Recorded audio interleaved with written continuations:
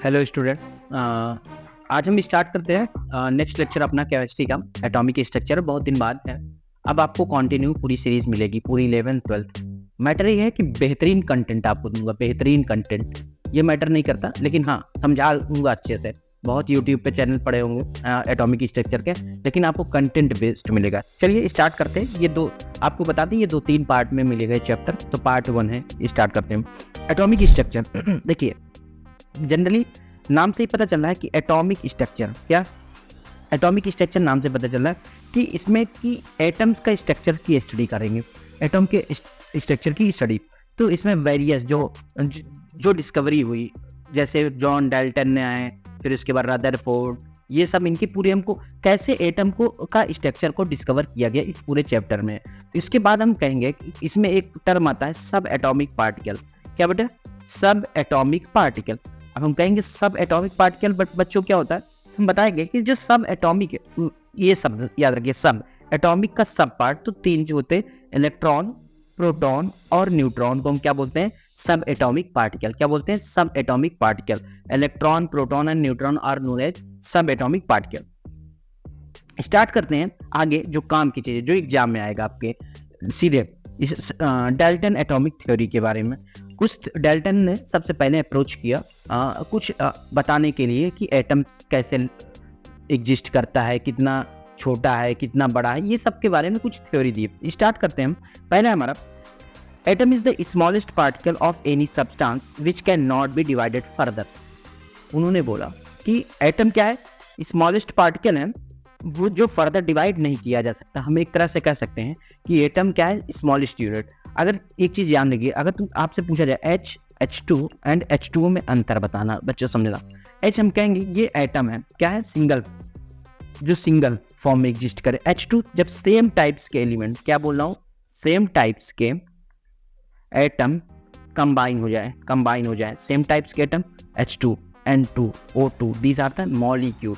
अगर हम कहें 2 और मोर देन 2 डिफरेंट एटम, देखिए यहाँ पे ऑक्सीजन है और 2 हाइड्रोजन, दो अलग अलग हम क्या है? एटम कंबाइन हो रहे हैं एक फिक्स्ड रेशियो में, उसे बोलेंगे हम कंपाउंड। एक बात यहाँ से क्लियर हो गया कि मॉलिक्यूल, एटम और कंपाउंड में अंतर आ गया। तो H क्या है? एटम, H2 है मॉलिक्यूल, H2O है हमारा compound. Second theory, atom can never be created not be destroy, only the rearrangement of atom occur in chemical reaction. जैसे हम एक रिएक्शन लिख ही देते हैं, H2 plus O2 give half O2 give H2O। बच्चों समझना। अब देखिए इधर हमको इसको बोलते हैं रिएक्टेंट साइड। क्या बोलेंगे इसको? Reactant side. क्या बोलेंगे? रिएक्टेंट। इधर क्या बोलेंगे इसको? प्रोडक्ट। अब हम एक चीज देख रहे हैं, हाइड्रोजन यहाँ पे भी है, ऑक्सीजन यहाँ पे भी है, यहाँ पे भी हाइड्रोजन और ऑक्सीजन। कोई नया एटम हमको कंबाइन होने के बाद नहीं मिला। तो एक तरह से कह सकते हैं कि atom can neither be created not be destroy, but वो एक फॉर्म से दूसरे फॉर्म में चेंज हो जाता है, डाल्टन ने बोला। तीसरा, all the atom are hard and dense. Atoms क्या होते हैं? हार्ड होते हैं और डेंस होते हैं। फोर्थ पॉइंट है, all the atoms of an element are identical but the atom of different element will be different.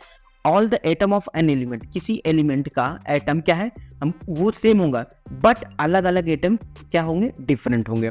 A compound is form by the combination of atoms of different. हमने बता दिया compound क्या होता है, कि जब 2 या 2 से अधिक एटम, डिफरेंट टाइप्स के एटम कंबाइन होते हैं और एक फिक्स्ड रेशियो में, किसमें? एक फिक्स्ड रेशियो में, उन्हें हम क्या बोलेंगे? कंपाउंड। अब कैसे स्टार्ट हुआ बच्चों समझना। सब एटॉमिक पार्टिकल्स मतलब एटम्स के अंदर क्या होगा, एटम्स के अंदर क्या क्या है। तो इसमें जनरली शुरुआत में बोला कि electron, proton and neutron are known as subatomic particle. इसके बारे में थोड़ा सा, Dalton's atomic theory was able to explain the law of conservation of mass, law of constant composition, law of multiple proportion। Dalton's atomic theory ने 3 law को अच्छे से कर दिया। क्या? लॉ ऑफ कंजर्वेशन मास, अभी हम बताए। Law of conservation of mass क्या बोलता है कि कोई भी चीज ना तो बनती है ना बिगड़ती है, बट एक फॉर्म से अनदर फॉर्म में चेंज होती है। लॉ ऑफ कांस्टेंट कंपोजिशन का मतलब, जैसे मान लेते हैं, हम कहें मान लेते हैं कि वाटर का फॉर्मेशन हुआ, एक कंपाउंड है, कंपाउंड, इसमें H2 और ऑक्सीजन एक फिक्स्ड रेशियो में मिले होंगे। कहीं भी वाटर बनेगा तो वाटर, हाइड्रोजन और ऑक्सीजन का जो रेशियो होगा 1:8 के ही रेशियो में कंबाइन हुए होंगे। याद रखिए जहाँ पे भी कंपाउंड का फॉर्मेशन होगा उसमें जितने भी एटम होंगे उसमें एक फिक्स्ड रेशियो में कंबाइन हुए होंगे। किस रेशियो में? एक फिक्स। तो ये वाटर कहीं पे भी बने, कहीं पे भी किसी फॉर्म में बना, लेकिन वहाँ हाइड्रोजन और ऑक्सीजन का रेशियो जो होगा 1:8 ही होगा। इसी बोलते हैं law of constant proportion.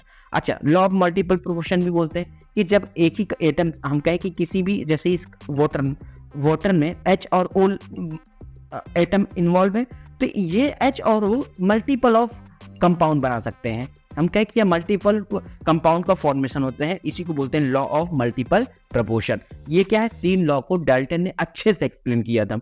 However, it failed to explain the result of many experiments. For example, it was known that substance like glass or ebonite, when rubbed with silk or fur, generate electricity. Many different kind of subatomic particles were discovered in the 20. देखिए, अब Dalton ने इतना तो बता दिया, लेकिन उनके कुछ ड्रॉबैक्स भी थे। अब उन्हीं को ड्रॉबैक्स को कुछ आगे जो केमिस्ट थे या साइंटिस्ट थे उसको सुधारा। तो इसके सबसे पहले हम डिस्कवरी ऑफ इलेक्ट्रॉन पढ़ेंगे। इसमें बच्चों क्या पढ़ेंगे? सबसे पहले हम डिस्कवरी ऑफ इलेक्ट्रॉन्स के बारे में पढ़ेंगे। देखते हैं कैसे। इन 1830 Michael Faraday so that if electricity is passed through a solution of an electrolyte generally हम बताएं कि combination of the cation and anion, या हम इसको जनरली कभी कभी सॉल्ट भी बोलते हैं। Of a chemical reaction occur at the electrode क्या होते हैं? कोई मेटल की रॉड जो डीप हो, which result in the liberation and deposition of matter at electrode. The result suggests the particulate nature of electricity. Michael Faraday ने सबसे पहले डिस्कवरी ऑफ इलेक्ट्रॉन के बारे में सोचना शुरू किया। उन्होंने क्या लिया? एक सॉल्यूशन लिया, बीकर में एक सॉल्यूशन लिया। क्या लिया? एक बीकर में सॉल्यूशन लिया, एक इलेक्ट्रोलाइट हमने बताया जनरली एक सॉल्ट होता है। अब इसके अंदर एक इलेक्ट्रोड को डिप किया, इलेक्ट्रोड को क्या किया? डिप्ड की। उसके बाद यहाँ से उन्होंने एक बैटरी लगा के चार्ज पर उन्होंने देखा कि ये जो सॉल्यूशन है वो इस रॉड पे क्या हो रहे हैं? अटैच। जो प्लस वाला है वो माइनस पे जा रहा है और माइनस वाला प्लस पे। क्यों? सॉल्ट जो होता है वो प्लस और माइनस से ही बने होते हैं। एक कैटायन और एनायन, तो कैटायन वाला एनोड और कैथोड पे पार्टिकुलरली जा रहा है। इससे उन्होंने ये चीज तो सजेस्ट किया कि कुछ ना कुछ तो है जिस वजह से इस इलेक्ट्रॉन और जो प्लस और माइनस चार्ज है इस इलेक्ट्रोड पे क्या हो रहे हैं? अटैच्ड हो रहे हैं। An insight into the structure of atom was obtained for the experiment of electric discharge through gas.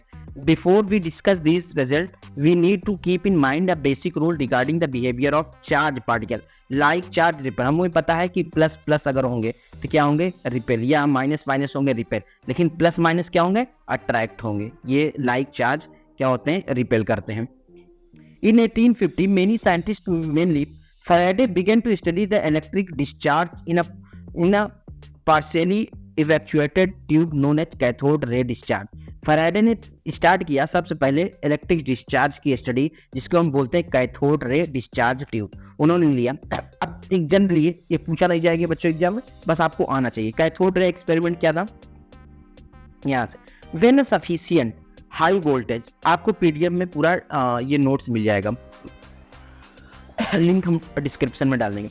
When a sufficient high voltage is applied across the electrode, उस इलेक्ट्रोड पे एक sufficient high voltage अप्लाई किया, current start flowing through the stream particle moving in the tube from the negative electrode to the positive electrode. क्या हुआ? Negative से positive flow किया। These were called cathode ray या cathode particle. The flow of current from cathode to one, जो current का direction था वो cathode से एनोड था, लेकिन जो चार्ज का था वो एनोड से क्या था? कैथोड पे था। Was checked by making a hole in the anode and coating the tube beyond anode of phosphorescent material of zinc sulfide. When these rays, after passing through anode, strike the zinc sulfide coating, a bright spot on the coating is developed. मतलब उन्होंने क्या किया कि charge के through उन्होंने cathode ray particle को discovery किया। जैसे हम इस फिगर में देख रहे हैं, ये कैथोड पे नेगेटिव चार्ज और एनोड पे पॉजिटिव चार्ज। तो यहाँ एक वैक्यूम ट्यूब, वहां से हाई वोल्टेज, यहाँ पे क्या है? बैटरी लगा दी है। क्या लगा दी? बैटरी लगा दी। ये एनोड का साइन है। यहाँ से वोल्टेज सप्लाई किया। अब इस एक्सपेरिमेंट का रिजल्ट उन्हें क्या मिला, इस देखिए पहला क्या, the cathode ray start from cathode and move toward anode. जो रेस कैथोड से एनोड की तरफ जा रही थी उसे उन्होंने क्या नाम दिया, कैथोड रे।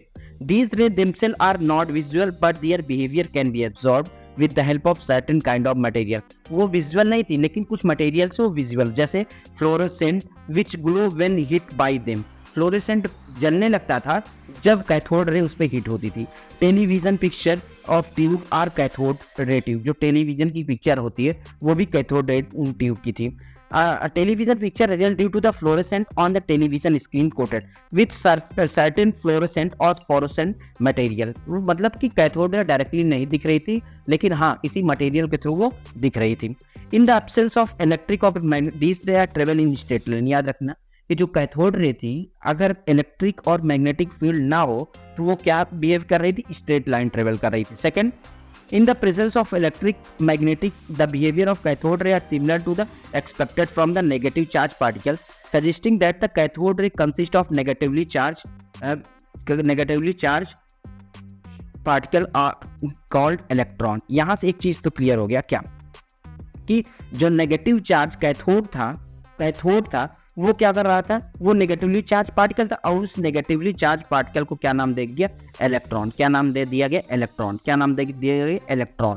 तो यहाँ से डिस्कवरी क्या हुआ, इलेक्ट्रॉन का। फिर समझिए, एक हमने बताया कि जो कैथोड रे थी वो कैथोड रे ट्रेवल कर रही थी कैथोड से एनोड की तरफ, पहला चीज। दूसरा, ये कैथोड रे दिखती नहीं थी लेकिन हाँ किसी मटेरियल के जैसे फ्लोरोसेंट या टेलीविजन पिक्चर ट्यूब वहां पे शो होती थी कि ये यहाँ पे कैथोड रे है। कैथोड रे पे नेगेटिव चार्ज थे इसलिए वहां से हम आ गया कि वो क्या है, इलेक्ट्रॉन है और इलेक्ट्रॉन मूव करता है। सेकंड चीज, the characteristics of cathode ray do not depend upon the material. देखो जो इलेक्ट्रोड यूज हुआ था उस पे कैथोड रे डिपेंड नहीं करती थी। एंड नेचर ऑफ गैस पे भी डिपेंड नहीं कर रही थी। Thus we conclude that the electron are the basic constituent of all the atom. इससे पता चला इलेक्ट्रॉन हर एटम में प्रेजेंट होते हैं। यहाँ से क्या हुआ, डिस्कवरी ऑफ इलेक्ट्रॉन हुआ। इसी तरह एक क्वेश्चन आते हैं बच्चों, यहाँ से ध्यान रखिएगा ये topic, charge to mass ratio of electron. Electron का चार्ज और मास रेशियो क्या सजेस्ट करता है। ये भी एक मेथड था इलेक्ट्रॉन के डिस्कवरी में। In 1897, British physicist J.J. Thomson measured the ratio of electric charge to the mass of electron by using cathode ray tube and applying electric and magnetic field perpendicular to each other। किस perpendicular to each other मतलब क्या, उन्होंने एक electric charge और mass of electron का using cathode ray से एक electric और magnetic field perpendicular to each other as well as to path of the electron. Thomson argued that the amount of deviation of the particle from their path in the absence of electric and magnetic field depend upon। मतलब क्या कि जो cathode ray जो था उसका direction क्या था कि अब्सेंस ऑफ इलेक्ट्रिक और मैग्नेटिक फील्ड। मतलब उन्होंने शो कर दिया कि कैथोड रे डिपेंड करता है किस पे, कैथोड रे डिपेंड करता है presence of electric and magnetic field. Next, magnitude of negative charge on the particle greater the charge of the particle. Magnitude of negative charge on the particle greater the magnitude of charge on the particle greater is the interaction। जितना ज्यादा magnitude of charge होगा उतना ज्यादा interaction with electric and magnetic field। thus greater is the deflection। उतना ज्यादा deflection होगा। क्या समझ में आया कि जितना ज्यादा magnitude of charge होगा, charge directly proportional होगा, interaction with electric and magnetic field उतना ही ज्यादा deflection होगा। क्या होगा, डिफ्लेक्शन। याद रखिएगा, चार्ज का मैग्नीट्यूड जितना ज्यादा होगा उतना ज्यादा क्या होगा, deflection. The strength of electric और magnetic field, the deflection of electron from its original path increases with increase in the voltage across the electrode. क्या समझ में आया बच्चों यहाँ पे कि द स्ट्रेंथ ऑफ इलेक्ट्रिक और magnetic field, the deflection of electron from its original path increases with increase in the voltage. अगर वोल्टेज की बढ़ा देंगे तो डिफ्लेक्शन क्या हो जाएगा, इंक्रीज हो जाएगा। क्या हो जाएगा, डिफ्लेक्शन हो जाएगा, इंक्रीज हो जाएगा। क्या हो जाएगा, डिफ्लेक्शन इंक्रीज हो जाएगा। क्या हो जाएगा, डिफ्लेक्शन इंक्रीज हो जाएगा। When only electric field, अब क्या होगा जब electric field only applied, star point, when electric field is applied, electron deviate from their path, electron deviate from the path and hit the cathode ray tube at point A।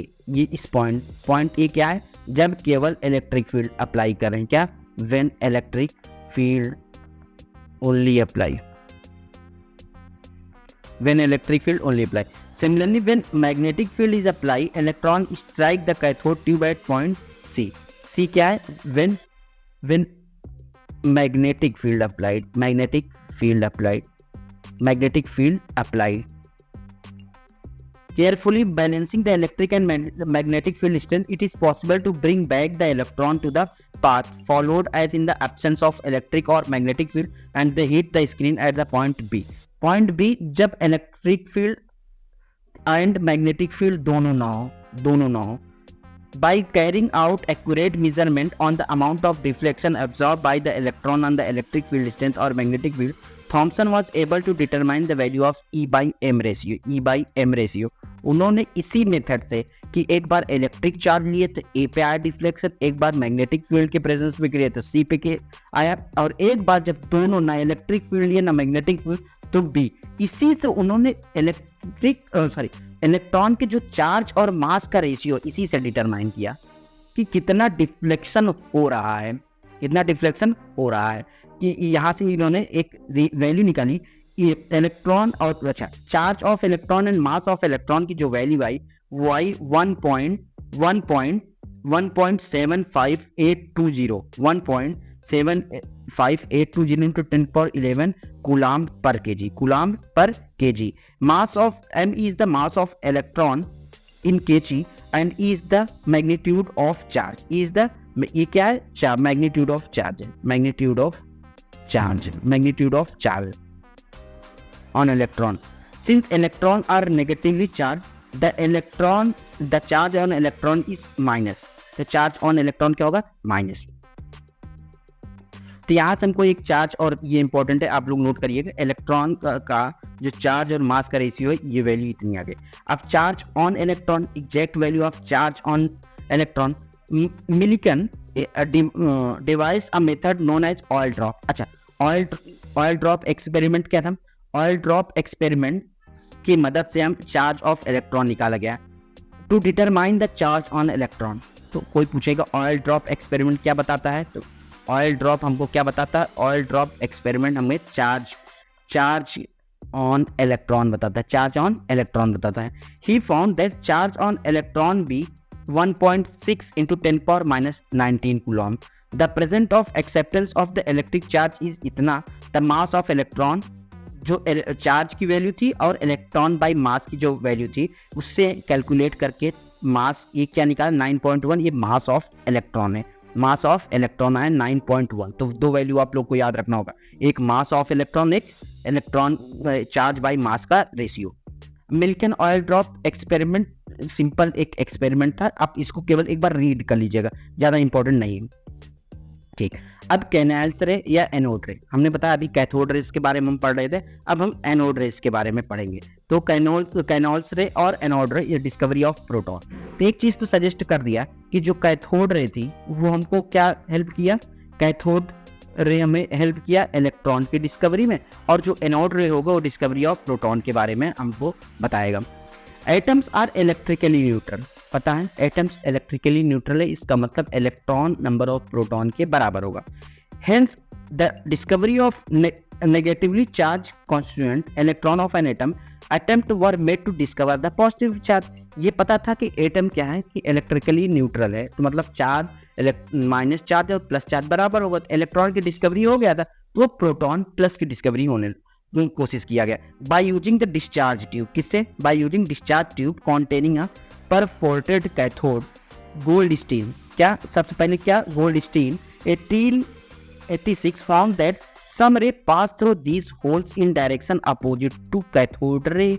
उन्होंने देखा कि जो कुछ race थी वो cathode ray के opposite जा रही थी, कैथोड रे के अपोजिट जा रही थी, इसका मतलब उन्होंने इसका क्या नाम दे दिया कि अब भाई कैथोड रे के अपोजिट जा रही थी, इसका नाम क्या दे दी इन्होंने, anode ray. Electrically discharge tube carried out a modified cathode tube let to discover the particle carrying positively charge, जिसको नाम दिया गया कैनाल्स रे।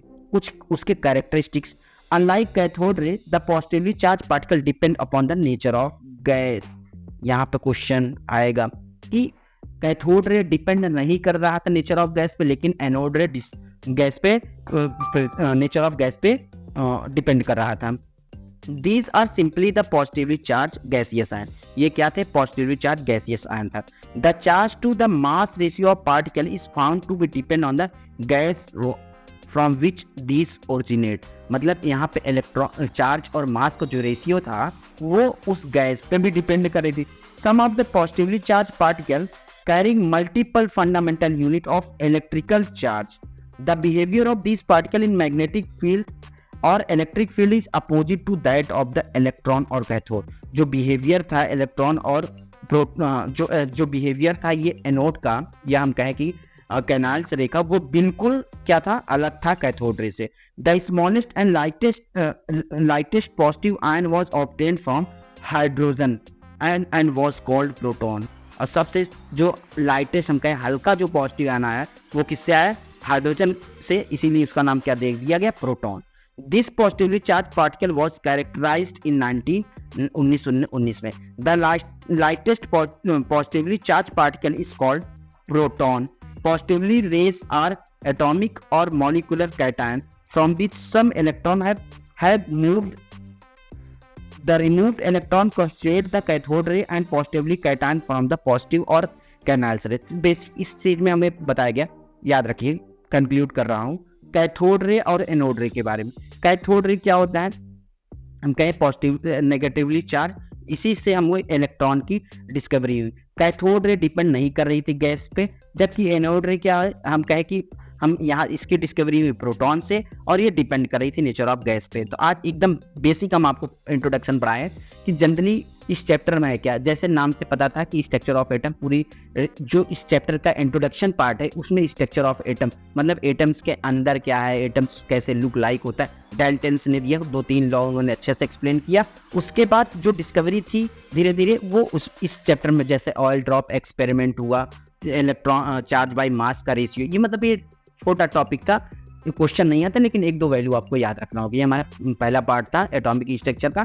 हम नेक्स्ट जो मेरा पार्ट आएगा आप उसमें डिस्कवरी ऑफ न्यूट्रॉन्स के बारे में, उसके बाद जो चैप्टर का मेन पॉइंट है वो स्टार्ट हो जाएगा। आई होप ये वीडियो आप लोग को अच्छा लगा। अगर अच्छा लगा तो please subscribe and share. Thank you.